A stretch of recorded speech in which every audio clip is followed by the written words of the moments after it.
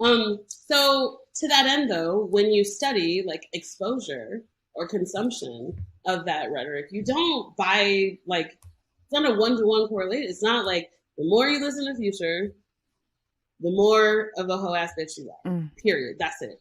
Or the more you listen to Nicki, or the more you listen to any of these things, the more of a hoe you are. It's never that. So I appreciate that my work finds that there's not that unidirectional relationship between consumption of these messages that suggest Black women are fucking bottom rung, and then they go and then understand themselves as bottom rung. But like again, meta stereotype awareness is also, it does hamper what your negotiation process is.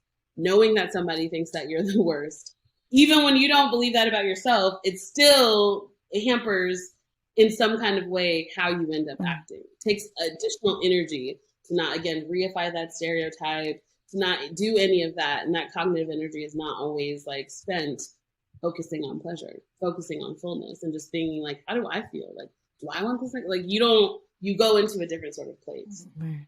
So interestingly, even though we read such like as a world, we consume magazines less than we ever did. The magazines and the imagery, I think, on those magazines are still one of the like most harmful things for women to consume in terms of their ability to sort of come out of that thinking expansively about their bodies, about their partnerships, about their sort of ideas about femininity. That is still one of the like most harmful places.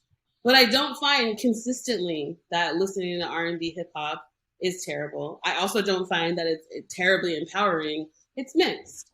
And I don't find that watching reality TV shows, that's never borne out. Everybody's like, Real Housewives, like that's the only way you're going to be terrible. It's literally not. I've never found a significant relationship empirically between reality television or even some of these scripted series and terrible ideas and constraining ideas about beauty, femininity, and all of those things.